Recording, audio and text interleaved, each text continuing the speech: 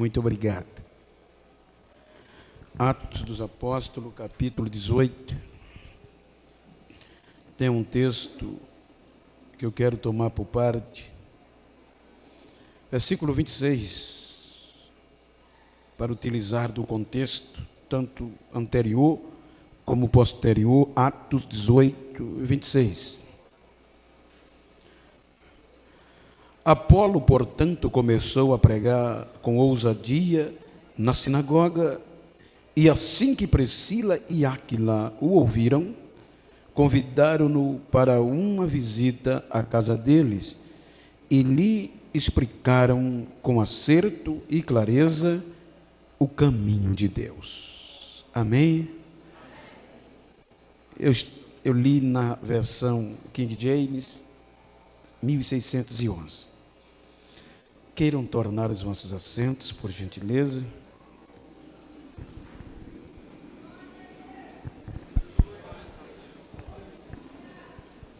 Eu quero agradecer a Deus pelo privilégio a mim dado de mais uma vez, mais um ano, poder estar entre vós,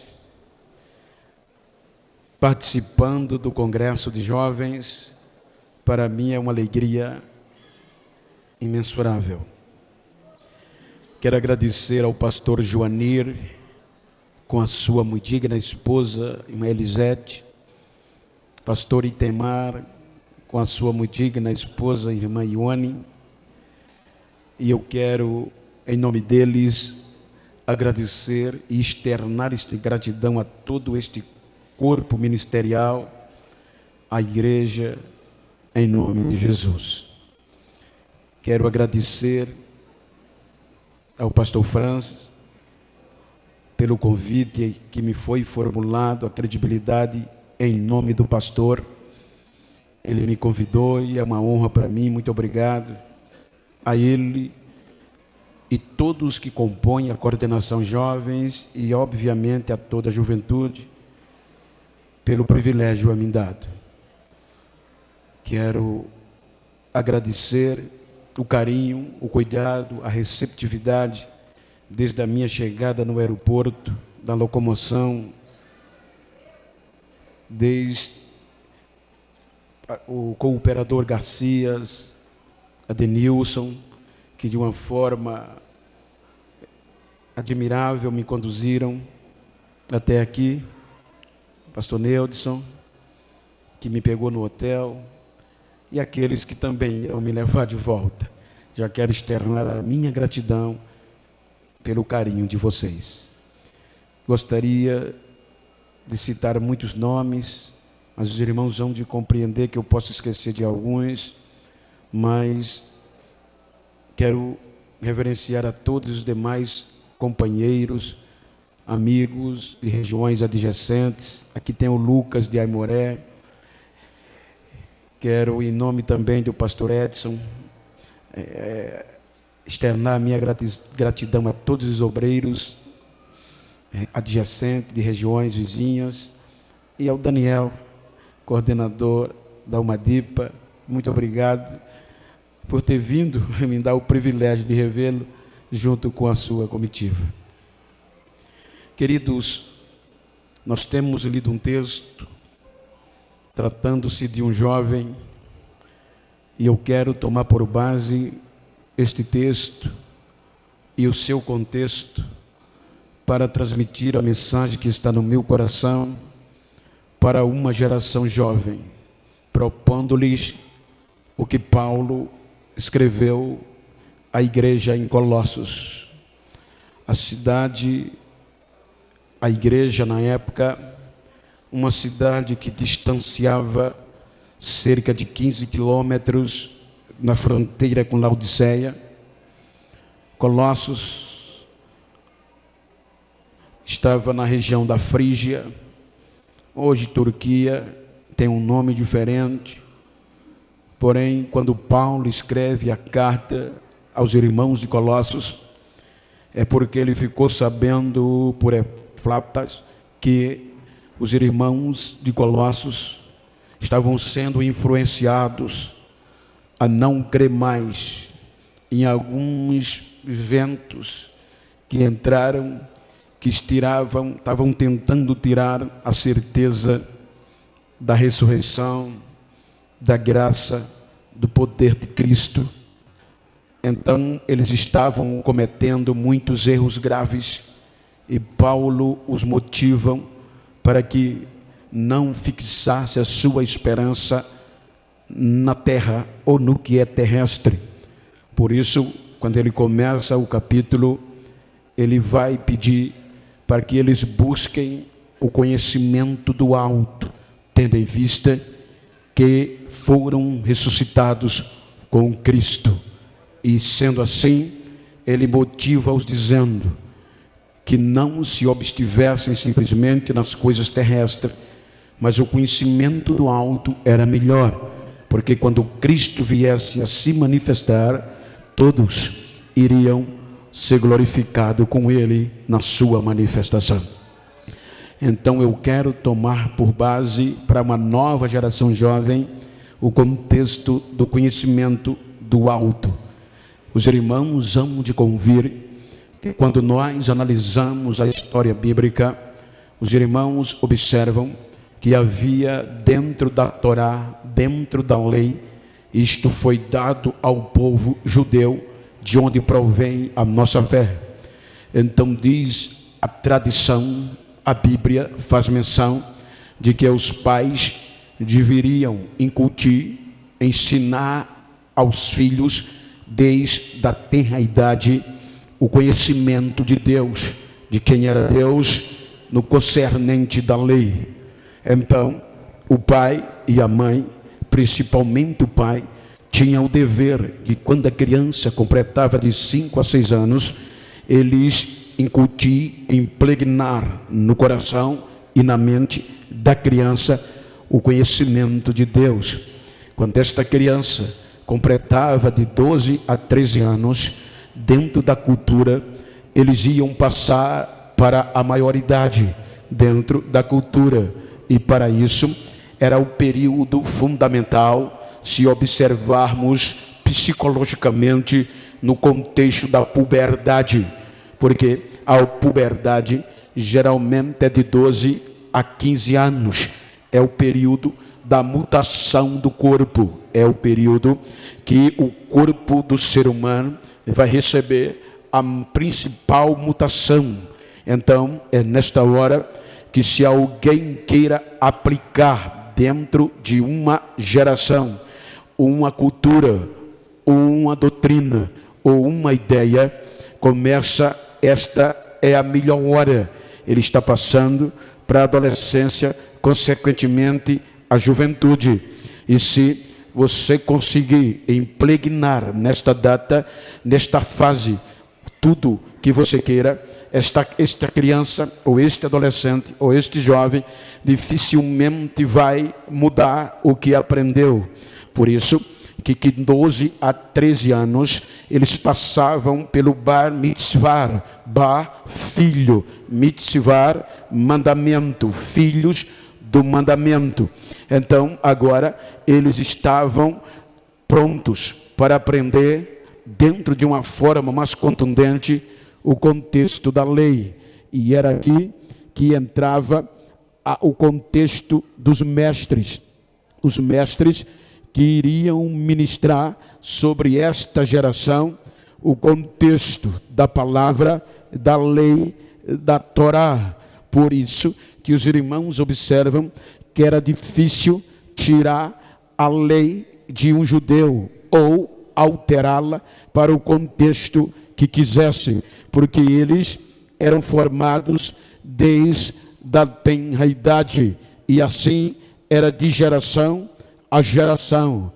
Mas os irmãos hão de convir que os próprios líderes deturparam o conceito da lei. Então vem o cativeiro, e o cativeiro vai denegrir a imagem, ou seja, eles perdem o verdadeiro sentido da lei. Por isso que agora vem Deus punir, e se implicava dizer que havia acabado, porque eles não observaram o sentido do conhecer Deus, do que levava eles a Deus. Depois do cativeiro, eles voltam. Os irmãos observem que quando eles voltam, eles não têm mais liberdades, nem política, nem o contexto geográfico. Eles estão subalternos. Agora, de Babilônia, eles passam para os medos e persas. Contudo, com cerca de 364, 5 anos antes de Cristo, é quando o Império Grego-Macedônio, ele assume, ele predomina por meio do poder do exército. Alexandre o Grande, toda a Palestina. E os gregos eram um país, digamos assim, da pós-modernidade da época. Era a geração avançada, era a geração democrática, era a geração do crescimento de oportunidade. Então, Alexandre o Grande incentivava a nova geração de líderes a esquecerem as suas culturas e a impregnar dentre eles a cultura grega. E com isso, o conhecimento da cultura grega vai substituir em uma boa parte as culturas das províncias dominadas pelos gregos macedônios. Então, agora elas vêm para a Palestina, e sendo assim, os líderes judeus recebiam propinas, recebiam incentivos para tentar tirar da nova geração a cultura deles e impregnar a cultura grega.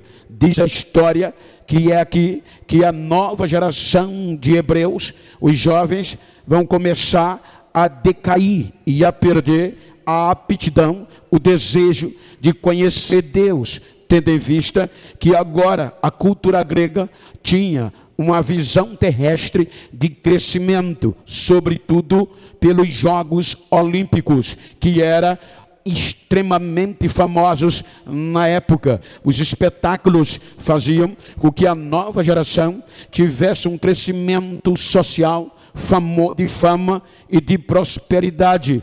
Então a nova geração, eles abdicavam do desejo de conhecer a Deus, do sonho de ser um futuro sacerdote, para quebrar tudo, para se tornar uma cultura grega. Diz alguns escritores que muitos jovens do sexo masculino abriam mão e quebravam a circuncisão, porque para se tornar um atleta e disputar, candidatar-se a um espetáculo grego, eles tinham, e sobretudo o atletismo, porém eles tinham que correr nus, e correndo nus, os judeus tinham o sinal da circuncisão, e era vergonhoso para a cultura moderna. Então eles faziam uma cirurgia, tiravam o sinal da circuncisão, quebrando assim a aliança de Deus com Abraão, e isso era o que ia valendo para a nova geração. Contudo, vêm as moças, diz a história que as moças não queriam mais se comportar como hebreias, perderam o senso da simplicidade, porque as vestes, os comportamentos da Grécia era o que estava na moda. Então, ser hebreia era retrógrado, era vergonhoso, era coisa de matuto. Então, com isso, vai minando o contexto do conhecimento de Deus, porque a visão agora era terrestre, com cerca de 64 a 65 anos, salvo engano, antes de Cristo, os romanos predominam. Quando os romanos predominam, então vem o contexto pior, porque agora os romanos entram, não interferindo na cultura. Os romanos, eles não interferiam na sua cultura, nem adorando o seu Deus, porém tinha alguma observação. Eles vêm primeiro com o contexto político. Agora é Roma que vai nomear o sumo sacerdote, e nomeando o sumo sacerdote, ele mexe com todo o ministério. Por exemplo, estamos diante de a maior autoridade eclesiástica aqui, pastor Joanir. Ora, se mexer com ele, mexe com todos. Ou seja, então assim, agora diz Lucas que quem colocou Anás e Caifás foi Quirino, e Quirino era aliado de Roma, e agora os homens que dominavam a religião, o culto e a adoração, que tinha o dever de levar a nova geração a Deus, agora vão perder o sentido do conhecimento original de Deus. Então aqui vejam que começavam a deturpar, porque Roma pedia obediência, confusão, desordem pública, qualquer coisa que o sumo sacerdote eles não tivessem o domínio do povo, Roma ameaçava substituir. Por isso que eles evitavam qualquer tumulto público, qualquer confusão e qualquer um que se levantassem dizendo algo contra César, o imperador. Então era dever deles proteger a imagem de César. Então, com isso, vai deixar o conhecimento de Deus, e dentro de uma visão histórica, há um escritor, que agora me foge o nome, é judeu, e ele escreve o templo. Ele relata que agora o interesse se tornou político, partidário e econômico, por parte de quem tinha o dever de formar a nova geração de conhecimento de Deus. Então, diz ele que o monopólio comercial ficou por conta do sacerdócio. Por exemplo, eu tenho que manter o meu cargo, e para manter o meu cargo, eu vou agradar aqueles que estão me ladeando. Então, vejam que quando Anás venceu o seu tempo, quem assume é Caifás, mas o domínio ainda era de Anás. Por isso que os irmãos vejam que quando prenderam Jesus, não levaram para a casa de Caifás, mas de Anás, que era mais velho do que Caifás. Por quê? Porque Anás tinha um monopólio comercial. Diz o livro que ele era dono de todas as lojas dentro de Jerusalém. Ele monopolizava o comércio, ele e os seus agregados. Por exemplo, tudo que se comprava dentro dos muros era loja deste povo, e eles tinham um lucro exorbitante. Era errado ter as lojas? Não. O problema estava em como eles operavam. Por exemplo, diz a Bíblia que uma vez por ano, os judeus da geração atual e da nova geração vinham para Jerusalém. Agora imagine, só um exemplo, para você ter uma ideia. Você mora em Conselheiro Pena, você mora em Aimoré, você mora em Ipatinga, só que tem um centro, e o centro é Belo Horizonte. Exemplo, no caso, Jerusalém. Então, uma vez por ano, os judeus, vamos dizer para você ter uma ideia, que morava nessas cidades longe de Jerusalém, tinham que vir a Jerusalém, porque era o dia da redenção, da expiação, e eles traziam as suas ofertas. Uns ralavam para trazer os seus animais para os sacrifícios, os pobres pombos, rolinhas, e assim ia os mais ricos, carneiros e novilhos. Porém, quando eles iam no dia do sacrifício, vinha com as suas ofertas, com as ofertas de coentro, de cominho, e ia entrar em Jerusalém, tinha uma brites, e a brite era dos representantes sacerdotais, porque eles agora iam examinar se o animal, se o coentro, se a rolinha, se o pombo era puro para entrar para o sacrifício. Então, todos que vinham tinham que passar pela brites, e eles analisavam. Os irmãos já observaram, hoje mais não, mas tinha tempo que um guarda te parava, enquanto você descia, ele quebrava a lateral, para dizer que você tinha que pagar multa. Então assim, quando eles traziam os animais, eles olhavam e achavam defeito onde não tinha. Os pombos, as rolinhas, eles olhavam e diziam: não entra. Por que eles não deixavam entrar? Porque se não entrar, eles vão ter que comprar lá dentro, e a loja de quem lá dentro, da cúpula, que manipulava o comércio. Então cada um tinha uma taxa financeira para agradar a si mesmo e manter o cargo. Então era uma distribuição de propina de um para o outro. Quando eles entravam, eles traziam a moeda de fora para ofertar. Porém, eles não aceitavam. Você tem que trocar a moeda pela moeda do templo. Era errado? Não. Onde estava errado? A taxa cambial era muito alta para o pobre. Os irmãos estão entendendo agora, porque quando Jesus vem para um dia desse, que chega em Jerusalém, já tinha mesa com moeda, mesa com pombo, mesa com rolinha, mesa com tudo lá dentro. Aí Jesus não aguenta, mete a madeira, derruba e ainda grita, solta os pombos, derruba as moedas e diz: a casa de meu pai é casa de oração, e vocês transformaram em um lugar de ladrão. Veja o que estava acontecendo, o caos e o pior. A nova geração estava sendo preparada para isso. Por meio de quê? Dos dominantes. Por quê? Tanto o poder sacerdotal agregado aos saduceus, como a diretoria, os fariseus, o grupo maior e popular responsável pelas tradições, e a eles se agregavam, estava incluso os escribas e o sinédrio. Quem eram os escribas? Os doutores, aqueles que estavam aptos para formar e ensinar a nova geração quem era Deus, as coisas de cima. Mas eles estavam tão ligados na terra que agora a nova geração vai ser formada na mesmice, para continuar a mesma coisa. Vejam que quando Jesus vem, o verdadeiro sumo sacerdote era para estar no templo, mas como ele deterioraram, o verdadeiro sumo sacerdote que ia passar o sacerdócio para Cristo não estava no templo, estava no deserto.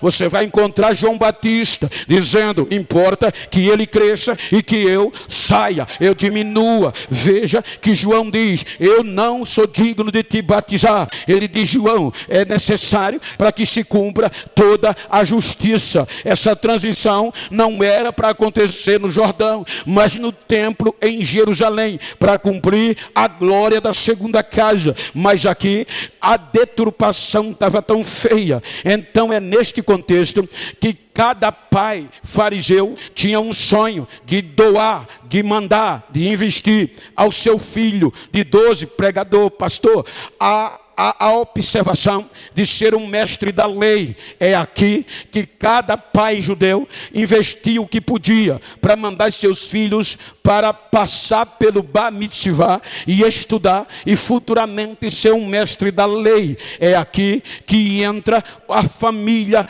de sangue nobre. É aqui que entra o autor da carta do tema, com razão de falar conhecimento do alto e conhecimento da terra. Observem que a família de Saulo era de sangue nobre, sangue azul, descendente do primeiro rei de Israel, família de Benjamim. Ou seja, Saulo já é uma homenagem a Saul no contexto original. Então diz a história que com 14 anos, era a idade de 13 a 14, ele já tinha passado pelo Bar Mitzvah, agora como judeu, filho do mandamento. Então ele vai para Jerusalém para estudar a lei de Moisés e aprender diante dos escribas a mesma mesmice, terráqueo, ou seja, para defender a lei de Moisés. Quando ele chega em Jerusalém, diz o escritor Paul Gardner e outros que Jesus estava com 24 anos, era mais velho do que Saulo, 10 anos. E pasmem, quando Saulo chega em Jerusalém para estudar, a ordem do currículo, da grade curricular acadêmica, para se tornar um líder, um mestre da lei de Moisés, tinha que estudar 10 anos, 5 períodos, vamos dizer, no nosso tempo. Então, agora, ele chega com 14, Jesus estava com 24. Eu vou dizer algo, em uma visão de alguns teólogos, não está na Bíblia, mas faz sentido. Eu vou dizer como observação. Enquanto Paulo chega, Jesus estava em Alexandria, segundo a visão de alguns teólogos, porque Jesus, alguns defendem que ele era autodidático, mas só ser autodidático, ele não ia convencer Jerusalém que era mestre. Para convencer que era mestre, tinha que ter assinatura de alguém. Como é que hoje eu posso chegar e dizer que sou médico sem o meu diploma? Como é que eu vou dizer que sou um teólogo, bacharel em teologia, se eu não tiver o diploma? Então, para dizer que era mestre, para os mestres de Jerusalém reconhecer Jesus como mestre, ou seja, diz alguns teólogos historicamente que Jesus foi estudar em Alexandria. A Alexandria era a melhor faculdade entre elas dentro do contexto da lei de Moisés, e era onde? No Egito. Os irmãos lembram que Moisés estudou nas melhores faculdades do Egito, Mênfis e Heliópolis. Eu tive o prazer de fazer 2 cursos no Egito. Então é lindo quando você debruça na história. Então veja que o tempo vai passando. Quando Alexandre domina o Egito e toda a terra, ele muda o nome para Alexandria, em homenagem a si próprio ou a algum parente. Então Alexandria agora, dentro da corrente mosaica, era o melhor lugar, era a melhor faculdade. Se você convidar um pregador hoje e dizer: o senhor é bacharel, é teólogo? Sou. Estudou aonde? Em Pindamonhangaba. Acabou, filho. É um currículo admirável, é o melhor, ou seja, ele é respeitado. Aqui era Alexandria. Quando Jesus completa 30 anos, arredondando 29 e alguns meses, diz a Bíblia: do Egito chamei meu filho. Então alguns teólogos dizem que ele vem do Egito para começar o ministério. Quando ele vem, vai direto para o batismo. Vejam que só João reconheceu: eis o Cordeiro que tira o pecado do mundo. Ele é batizado agora, formado com diploma, mestre por direito e exercido, mas não resolvia. Porque para ele começar, primeiro veio o Espírito Santo de Deus e repousou sobre ele. Porque pode ter catedrático, pode ser catedrático, pode ter diploma, pode falar bonito, mas se o Espírito não tiver, vai ser só balela, vai ser só barulho. Então ele dá um exemplo, vai começar cheio do Espírito Santo de Deus. Observe, depois do batismo, ele volta para Nazaré. A Bíblia diz que ele vai para o culto num dia de sábado, e naquele dia ele vai ler o texto de Isaías. Aí quando ele vai ler o texto, veja que a Bíblia diz que muitos diziam: quem é esse rapaz? Que sabedoria é essa? Mas ele não é o filho de José e de Maria. Isso implica dizer que ele não viveu toda a vida ali. Tinha gente que não conhecia ele. Então ele diz: o Espírito do Senhor Deus é sobre mim, pois ele me ungiu para pregar boas novas aos pobres, abrir os olhos do cego e tirar os presos da prisão. Veja que ele começa não pelo diploma, mas pelo Espírito Santo de Deus. Aleluia. Aí ele vai começar a pregar. Observe que a partir daqui você vai observar que o poder dominante, os corruptos, fariseus, saduceus, escribas, mestres da lei e sinédrio, doutores judiciais, estão unidos. Porque vão se unir para barrar a mensagem dele. Porque os cultos em Jerusalém era recheado de formatura, formalidade. O templo era cheio de ouro, cheio de prata. Dinheiro não era problema. Porém, todo culto, todo dia, queimava incenso de manhã, queimava incenso ao entardecer. No dia de sábado se reunia, fazia culto. 9 horas da manhã, reunia, oração, 3 horas. Isso é tão sério, irmão. Quando eu saí do Egito, que fui passar para Israel, na fronteira, chegamos na hora da oração. para tudo. Eles têm que orar 15 minutos com a cara no pó. Então, a oração, isto era praxe. Todo dia tinha culto em Jerusalém. Tinha formalidade, tinha doutor e tinha nova geração que tinha que ter o conhecimento de Deus, mas estavam sem nada. Porque enquanto eles cultuavam lá fora, na entrada do templo, tinha cego, tinha aleijado, não tinha novidade, não tinha milagre. Começava o culto, só rituais, mas o Espírito de Deus não estava lá. Começava o culto, terminava o culto, as pessoas saíam do mesmo jeito, só religiosidade, mas espiritualidade, conhecimento de Deus, nada. Então, agora aparece lá do norte, de onde eles diziam, dali nunca vai sair um doutor, dali nunca vem ninguém que preste, dali nunca vai sair um profeta. Agora a notícia chega em Jerusalém, o norte, a Galileia está pegando fogo. O que é que está acontecendo? Surgiu um profeta chamado Jesus de Nazaré, e ele é diferente. Lá ele não tem tempo para pregar, ele prega no meio da rua, mas o povo traz os demoniados, traz os enfermos. Quando vê ele, os demônios correm, os enfermos são curados, o negócio pega fogo. Ele está fazendo a diferença.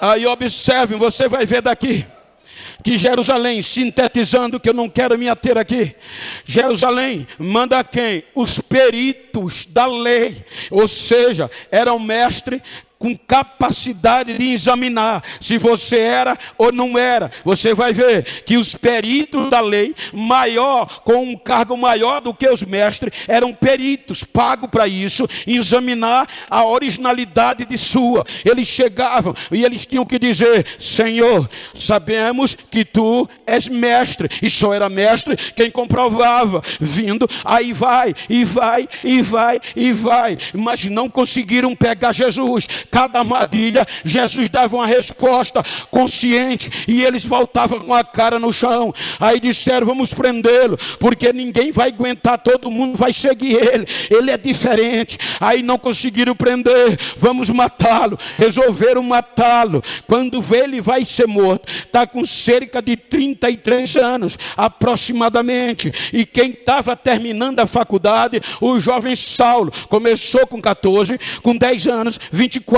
Jesus começou com 30, e 24 para 33, vai dar 11, vai completar 10 anos, digamos assim. Então Jesus agora vai ser morto, e morto de cruz, porque a mensagem de Jesus continha ressurreição, e lá a cúpula dizia que ressurreição não tem. A Bíblia diz que os saduceus não crê em ressurreição, os fariseus crê até o terceiro dia, que um corpo pode ressuscitar. A partir daqui não tem. Mas Jesus dizia: eu sou a ressurreição, eu sou a vida, aleluia. Quem crê em mim, mesmo que esteja morto, voltará a viver. Jesus prega a manifestação real depois da morte. Eu vou, vocês vão me matar, mas no terceiro dia eu vou voltar, eu vou viver, eu vou viver. Vamos matá-lo, por quê? Ele prega o verdadeiro conhecimento do alto. Vamos matá-lo de cruz. Qual era a observação? A morte de cruz era para manter a geração do judaísmo e eliminar a geração de Cristo. Porque a morte de cruz, além do sofrimento, além da vergonha, o nome saía da história. E a mensagem era: qualquer que continuar pregando e ensinando o que ele ou qualquer mestre ensinou, vai morrer do mesmo jeito. Então disseram: vamos matá-lo. E mataram Jesus de cruz. Quando matam Jesus de cruz, vejam que o impacto era tão grande. Numa ótica analítica, bíblica, você vai ver que os discípulos passaram 3 anos com ele, mas o judaísmo ainda não tinha sido tirado. De tão impactante que era, porque era desde pequeno. A visão do discípulo era que Jesus era um revolucionário, como Teudas e Judas, o Galileu, e ia destronar o Império Romano, ia sentar no trono, ia reinar de novo com liberdade sobre Jerusalém ou Israel. Eles não viam uma visão terrestre ou celeste. A visão deles era terrestre, a ponto que foram formados assim. Então Jesus morre. Observem que nenhum deles, exceto um, mas não interferiu. O resto, os mais íntimos, ou seja, sumiram, descartaram, negaram a Jesus e fugiram.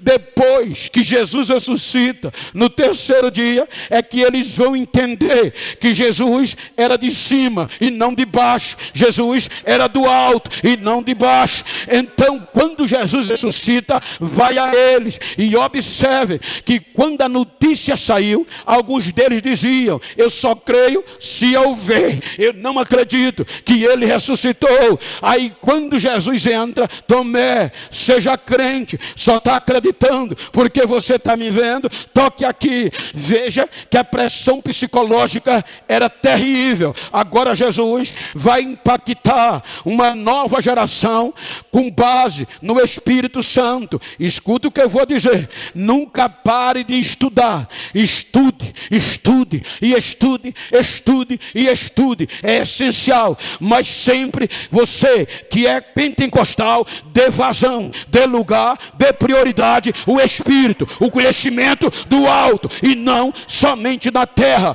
Porque o Senhor está dizendo isso? Porque tem muita gente metida a besta, porque tem um anel às vezes que é maior do que o dedo, é maior do que a cabeça, bota no dedo e quer menosprezar os outros, porque estudou em lugar fulano. É bom, é bonito, mas a prioridade aqui é o Espírito de Deus, são as coisas do alto, são as coisas do alto.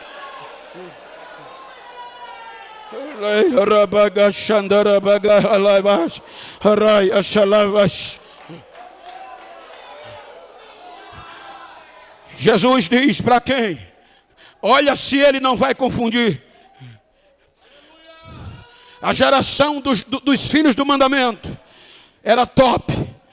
Os melhores mestres formavam eles.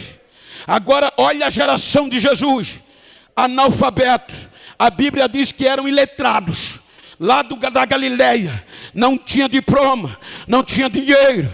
Com a ascensão de Cristo, se esconderam, ficaram ocultos, com medo da represária, mas esperando a promessa, porque Jesus diz: não saia de Jerusalém até que receba o diploma, não, até que vocês se formem, não, fique em Jerusalém, até que do alto sejam cheios, revestidos do poder de Deus.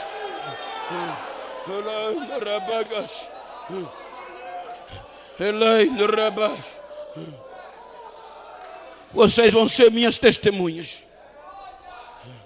E eles entram. A Bíblia diz que agora eles vão viver para quem? Para Cristo. A vida deles não tinha mais valor. A esperança deles era a volta, a manifestação da glória por meio de Jesus, a ressurreição e o arrebatamento. Agora eles viviam tanto para Cristo, que a Bíblia diz que muitos vendiam propriedades e os que tinham, porque isso não vale mais nada.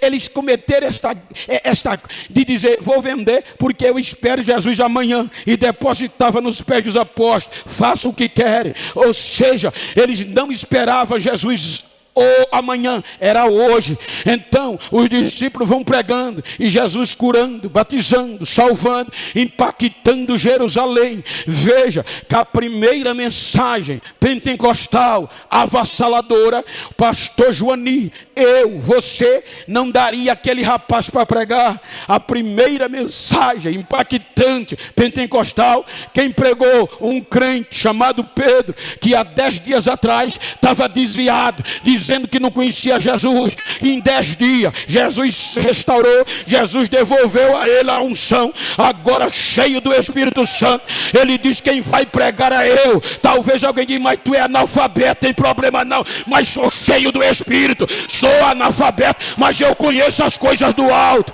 Ele vai pregar, pega do Gênesis até Jesus, nem faz o convite, já tinha 3.000 pessoas cerca, e até sacerdote gritando: o que é que eu faço para ser crente? O que é que eu faço para ser como vocês? O que é que eu faço para ter isso?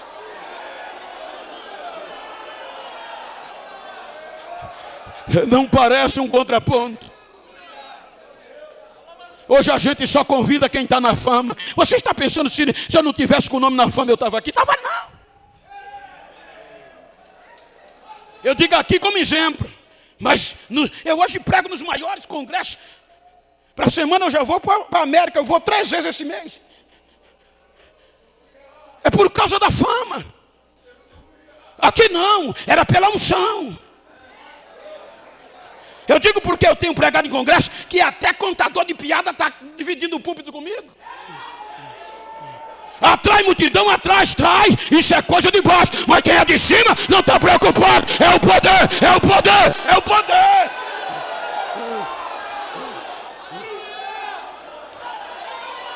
Eles sacodem Jerusalém. Como é que um grupo de iletrados sacode a mais potente cidade e os poderes dominantes? Veja que tentaram pará-los e ninguém conseguia tirar deles. Aí é quando resolvem. Eles são iletrados. Só tem uma razão para parar eles. Como? A cadeia não está prendendo. A morte não faz medo a ele. As prisões, os açoites, é fechinha. Eles parecem que não são daqui, parece que são do outro mundo, e era de cima. Aí disseram, são ignorantes, vamos pará-lo. Quem? Doutor Saulo, terminou a faculdade, é top, foi o melhor do ano, da idade dele não tem ninguém como ele, nomeia ele para parar essa raça, e ele recebe a autoridade sacerdotal e judicial para parar com os ignorantes. E veja que ele era bom, ele entra abafando, ele entra quebrando. Aí a Bíblia diz que ele fez muitos crentes se desviarem nas coisas de baixo, ele prendeu, mas outros fugiam, mas por onde passava, continuava vivendo para Cristo. A vida não era deles, pregando o evangelho, e Cristo era a vida deles. Então chega em Damasco, o poder cai. Aí disseram, doutor, aquela raça está em Damasco, os ignorantes. Ele vai com ira, vou prendê-los, vou trazer os presos, se eles não desistirem, mato lá mesmo. Quando ele vai chegando em Damasco, ele mesmo diz em Atos que desce do céu um brilho que brilhava mais do que o sol em pleno meio-dia. Olhe que a ciência diz que o sol ao meio-dia atinge o seu maior esplendor de glória, 2 milhões de graus Celsius. Ele diz que o brilho que desceu brilhava mais do que o sol em toda a sua glória. Ele cai e só recebe a voz e diz, quem tu és? Eu sou Jesus, a quem você persegue. Agora você não vai dar mais coisa.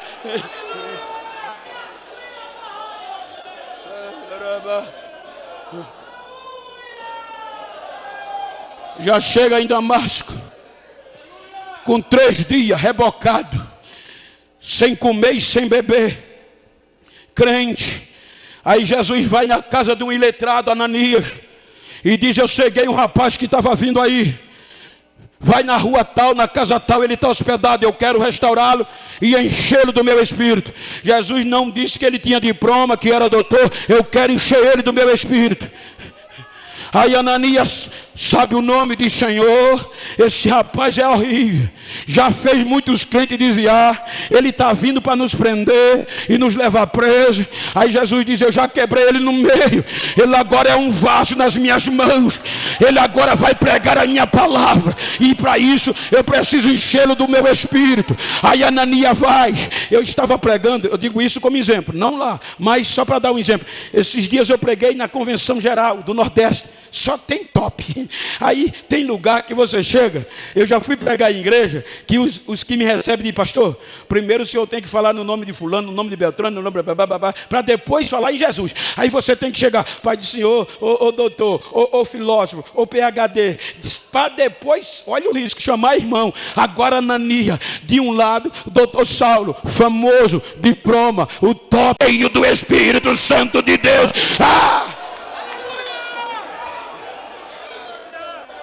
O doutor sai dali tão cheio do Espírito, que a Bíblia diz que agora ele vai pregar em Damasco, dando testemunho que Jesus era o Cristo, e muita gente se convertia, e a ponto que quiseram matá-lo. Ele tem que entrar no anonimato.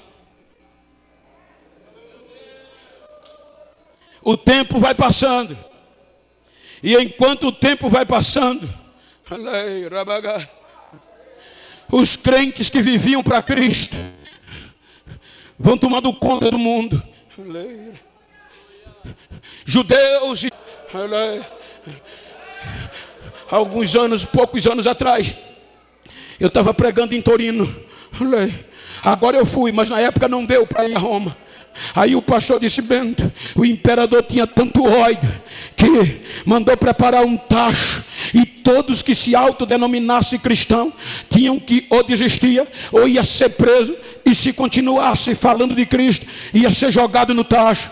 Encheu o tacho, colocou azeite, reuniu os romanos. Vai ter espetáculo? Tem. Quem é o gladiador? Não, são os cristãos. O imperador vai provar que Jesus está morto e que ele é o único Senhor. Chegava, lotava o local e mandava encher o tacho de azeite, tocava fogo. Quando a labareda estava em cima, aí ele dava ordem aos soldados: tire dos buracos os crentes presos, acorrentados. Aí puxava de 2 em 2, correntado no outro. Aí os soldados praguejando: vocês vão desistir? Vocês vão continuar dizendo que esse Cristo é o Senhor? Se forem, vão ser jogados lá. Aí eles queriam se soltar um do outro. Eu disse: pastor, eles estavam com medo? Ele disse: não, Bento, porque eles queriam quebrar a corrente. Eles estavam tão cheios de Deus, estavam tão ligados a Cristo, que eles diziam: vi o soldado, vi o fogo, vi os romanos, dizia: me solta, que eu vou entrar primeiro do que você. Eu quero me encontrar com ele primeiro do que você. Eu vou. Os soldados pegavam de 2 em 2, jogavam no tacho. O romano enlouquecia. Aí não deu 20 minutos, os crentes sendo jogados. Ainda tinha crente que não desistia. Aí calou todos os romanos. Por quê? Porque os crentes que caíam amarrados dentro do fogo começou a saltar de dentro do fogo e ficar em pé na beira do tacho, sem nenhuma queimadura e as correntes quebradas. Os romanos se calaram e os crentes que ainda estavam presos para ir ser jogados começavam a cantar louvores a Jesus, e os que saíam do tacho começavam a correr e dizer: os deuses de Roma não valem nada, mas o nosso Jesus é Senhor, é Deus da água, é Deus do fogo, é Deus da água, é Deus do fogo.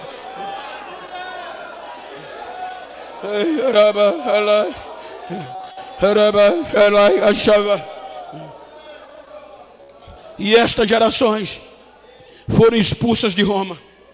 Sueltônio diz que um grupo de judeus cristãos foram expulsos de Roma por Cláudio, por conta de um nome chamado Cristo. Aleluia. Agora, pelo outro lado, quem aparece?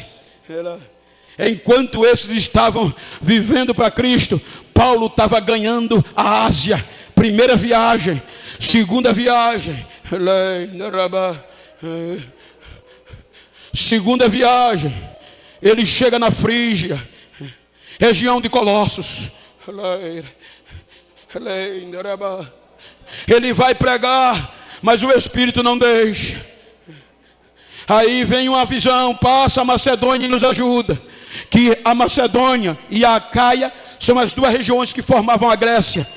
Aí ele entende, vem para a Grécia pregar o Evangelho. Prega em Filipe, é expulso. Vai para Tessalônica, é expulso. Vai para Bereia, prega, lá não é expulso. Vai para Atena, e Atena ele prega a ressurreição, mas não a crê. Aí vai para Corinto. Quando ele chega em Corinto, aleluia, ele vai pregar, não quer ouvir. Ele diz: não prego mais. Aí Deus de noite dá uma visão: não tenha medo, continua pregando, porque eu tenho muita gente nessa cidade.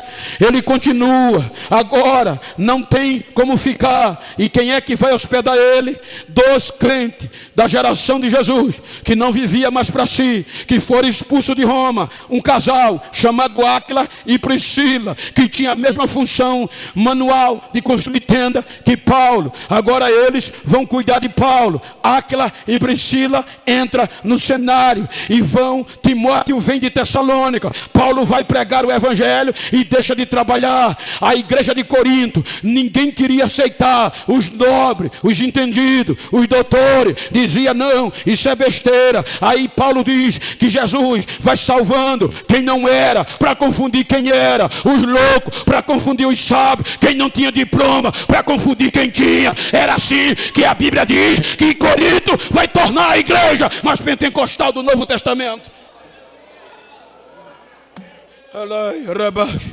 Por muitos dias Paulo fica lá. Aí olha o que é que Paulo diz. Tudo que eu aprendi lá atrás, eu deixei de lado. E considero esterco. Considero cocô o que eu aprendi. Mas por que, Paulo? Para conhecer a Cristo. Eu dei prioridade às coisas de cima.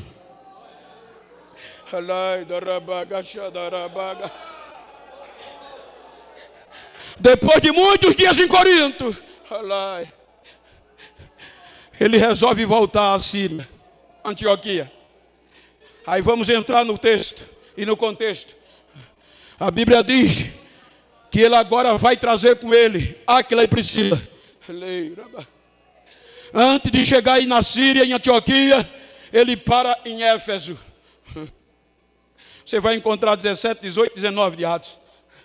Quando ele para em Éfeso, prega na sinagoga, porque a sinagoga era um lugar público, discutia-se religião e outros assuntos. Quem tinha sua religião pregava, poucos crentes, 3, e ele vai pregar na sinagoga em Éfeso. Alguns judeus se convertem, mas ele diz: eu preciso continuar a viagem. Éfeso era a cidade mais importante na região de Colossos, por ali.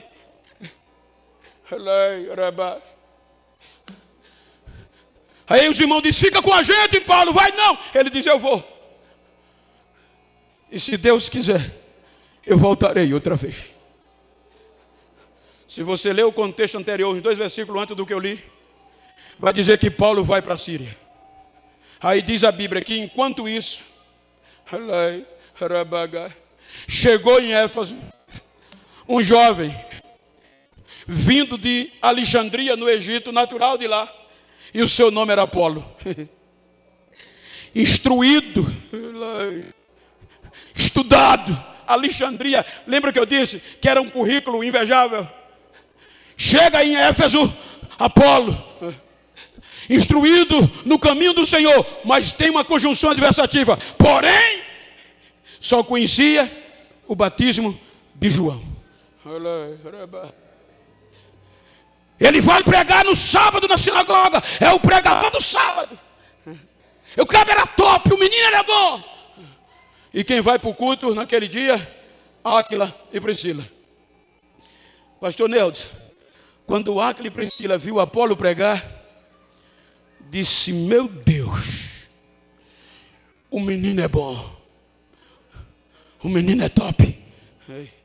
Mas foi acompanhando a pregação. Eu imagino que a Priscila diz a Áquila que Priscila era top. Aí Priscila diz a Áquila: ele é bom, mas está faltando uma coisinha nele. A Bíblia diz que ele era eloquente. No nosso vocabulário, a palavra eloquente e fervoroso é o poder de falar, é o poder de persuadir. Ele era bom, mas faltava alguma coisa. Aí Priscila diz: Áquila, quando ele terminar de pregar, vamos chamar ele para lá para casa, tomar um cafezinho. Aí Áquila diz: vamos terminando. Aí a Bíblia diz que Áquila e Priscila levou ele para casa e começou: eu vou conjecturar, rapaz, parabéns, tu é bom, mas você precisa ver Paulo pregar. Você fala bonito, você é um pregador bom.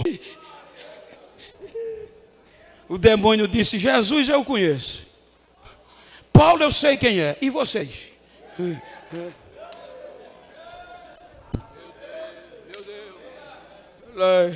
O demoniado caiu sobre eles, deu-lhes uma pisa em 2, rasgou a roupa, saíram correndo nu pela cidade. Diga para quem está ao seu lado: seja cheio do Espírito, filho. Pense nas coisas que são de cima, para não correr nu por aí e levar a surra do diabo. O demônio tem que saber quem você é, o inferno tem que saber quem você é. Eu estava pregando em uma cidade. Hoje não, eu já fiz faculdade, curso superior pelo MEC. Mas quando eu fui para essa cidade, foi aquela época que diziam: tu é preto, pobre e analfabeto. Fui pregar numa cidade grande, do Nordeste. Quando eu cheguei lá, me colocaram num hotel de luxo. Fiquei assustado. Preguei sábado à noite, domingo de manhã voltei para terminar domingo à noite, vou descansar à tarde. Quando entrei no hotel para descansar, a porta é batida. Quando eu abro a porta era a recepção. O recepcionista é o pastor Genival, sim. Sabemos que o senhor está aqui. É que tem uma cantora, na época era uma das mais famosas do Brasil. Está hospedada aqui. Vai cantar aqui de noite, em um show, e está endemoniada. E sabemos que o senhor está aqui, está causando alvoroço. Vai lá, vou. Orei um pouquinho, o esposo veio me buscar. Cheguei no quarto deles, entrei, passei meia hora orando, falando de Jesus. O demônio fugiu, correu, ela dobrou o joelho, aceitou Jesus como Salvador. Aí, pastor, eu preciso cantar, que eu recebi o cachê, cante. A discipulei por quase um ano, depois perdi o contato. Mas só que nessa noite tinha uma ordem. O show no hotel começa às 19, vai lotar, ninguém sai, ninguém entra, vai fechar a porta. Quando vieram me buscar para o culto, foi 19h10. Quando deu 19h10, eu vou sair, o corredor, como daqui no outro lado da rua, cheio de gente, seminus, cantando na época a Eguinha Pocotó. Ninguém entra, ninguém sai. Naquele dia, eu estava com terno preto, camisa preta e gravata preta e a cara preta, estava todo preto, era mais difícil de enxergar. Aí quando eu destampo no corredor, parei, como é que eu vou sair? Não sai. De repente o DJ lá distante parou a música, confusão, o que é que houve? Ele tremendo, olhou para mim, não sei como ele me viu, começou a gritar: saiam da frente, o que é que está acontecendo? Abra uma ala, mas abre o corredor, o que é que está acontecendo? O ungido de Deus vai passar e vocês têm que sair da frente. O neguinho botou o peito para frente, tem que respeitar Satanás, tem que saber quem eu sou. Eu sou da geração de cima.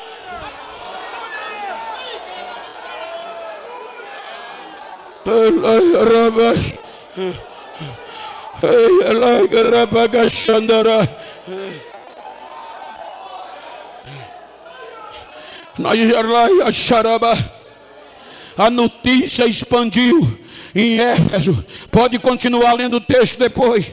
Que chegou no ouvido dos mágicos, dos idólatras. Aí diz a Bíblia que o impacto em Éfeso foi tão grande que os que viviam da magia pegaram os livros, jogaram na praça e queimaram os livros de magia e aceitaram Jesus como Salvador. E Norman Champlin diz que se fosse calcular o prejuízo daqueles livros, correspondia a 130 anos de um salário de uma pessoa. Olha o que é que o Evangelho faz. Mas pastor, o que é que o senhor quer dizer? É que esta geração que nós estamos vivendo está correndo risco nas coisas de baixo, porque agora quando aparece um jovem adolescente ou um jovem que tem chamada, a mídia bate logo em cima. Você tem talento, vamos assumir. Aí já vai servir de capacho para aquela mídia. Aí eles agora é quem vem fazer a agenda. Agora eu estava pregando com um famoso agora recentemente, terminou de pregar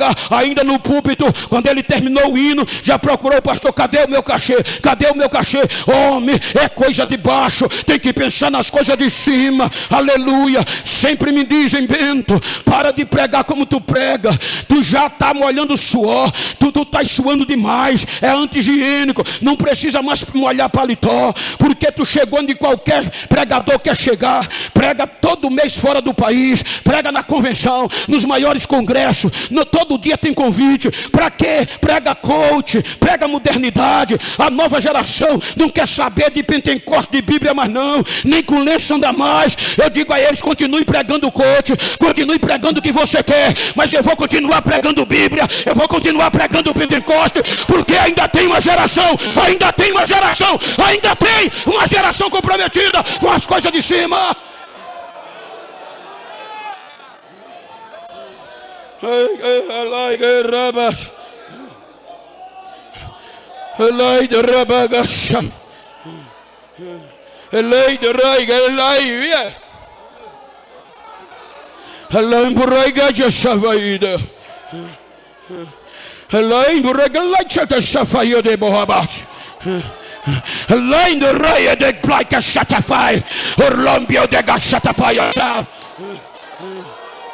Irimidaya laia shadagaia da rabagash. Não há mais tempo, temos que impactar esta geração, companheiros, não podemos deixar essa chama apagar, companheiros. Eu tenho recebido ligações dizendo: pastor, porque aqui tem hora que a igreja pega fogo e o púlpito vive de formalidade. Eu digo: é porque você viu errado. Ainda tem uma geração de obreiro pentecostal, e eu creio que aqui tem, ainda tem.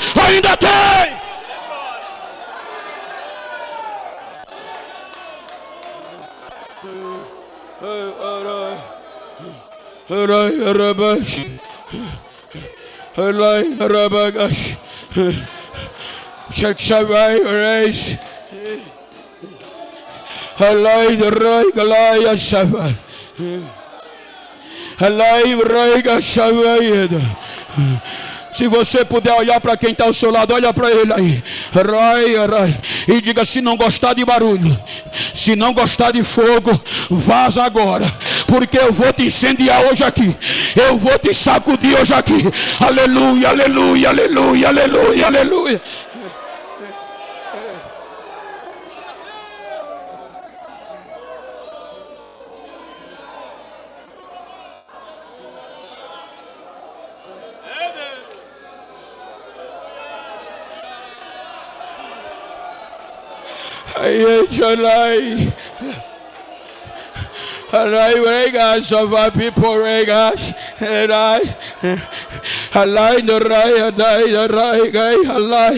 Portanto, se vocês foram ressuscitados com ele, pensais nas coisas que são de alto e não na terrestre, porque quando ele se manifestar, nos manifestaremos com ele em sua glória. Isso implica dizer: a trombeta vai tocar a qualquer momento e a gente não pode ficar. Temos que impactar esta nova geração, que o segredo está no poder do Espírito. Tem que ser cheio, tem que ser cheio, tem que ser cheio de Deus.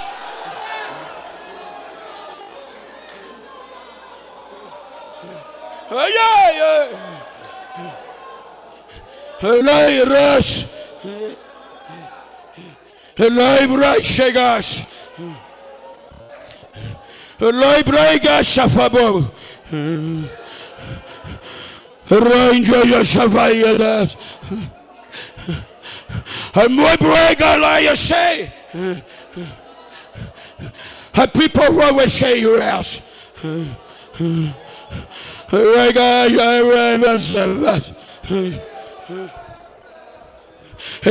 Such a few fair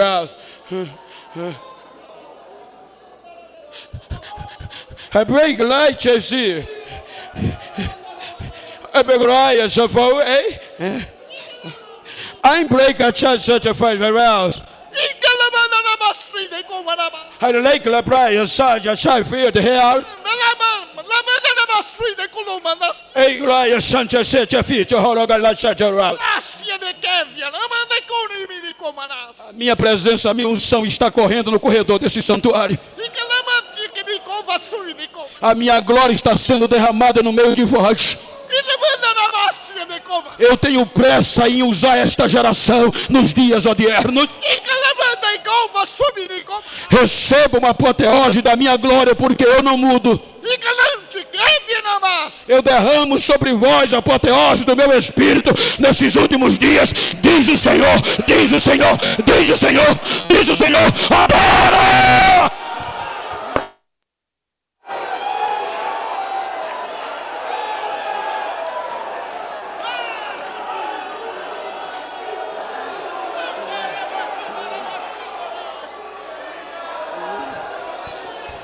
Adore, adore, adore, adore.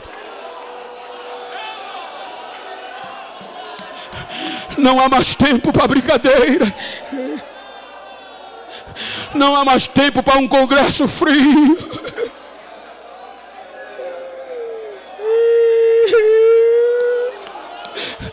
A igreja chegou onde a gente chegou, não foi pelos catedráticos, mas foi pelo barulho de glória, de aleluia. E diziam: esses crentes é doido, se ser crente for doido eu vou morrer doidinho, mas vou morrer adorando, cheio do poder de Deus, esperando a sua manifestação. Fique de pé se você pode. Fique de pé se você pode.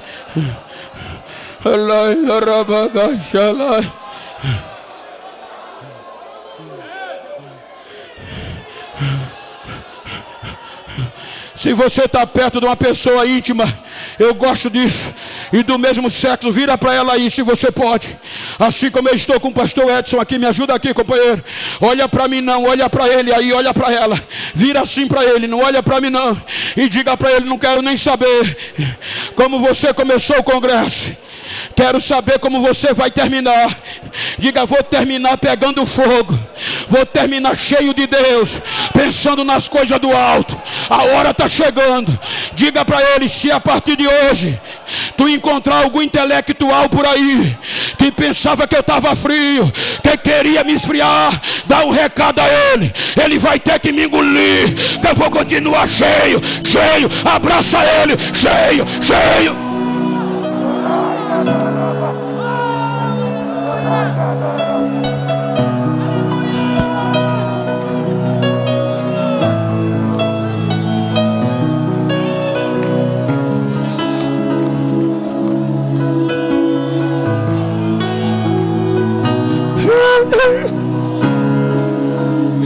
Batiza, Jesus, batiza com teu Espírito, Jesus. É congresso de jovens, Jesus, é a nova geração. Estão tentando esfriar a nova geração, Senhor. Usa, ainda tem, Senhor. Então não deixa essa nova geração se apagar, Senhor, pelo intelecto, mas enche do teu Espírito. Batiza aqui quem não é batizado. Renova agora, Senhor. Renova, batiza com teu Espírito, Senhor. Agora, Jesus, agora. Agora, Jesus.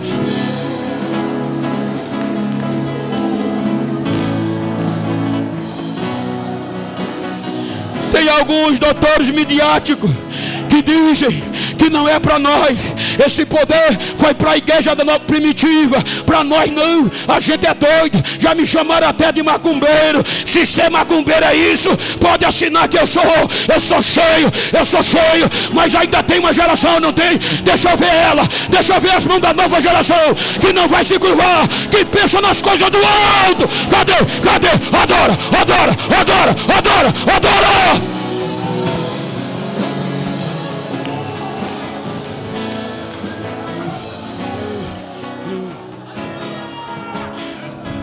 Cadê a primeira pessoa que está afastada aqui, quer voltar? Cadê a primeira pessoa para Jesus? Quem não é batizado no Espírito Santo, se der tempo, corre para aqui para frente para orar com a gente. Quem não é batizado no Espírito Santo, aonde você estiver,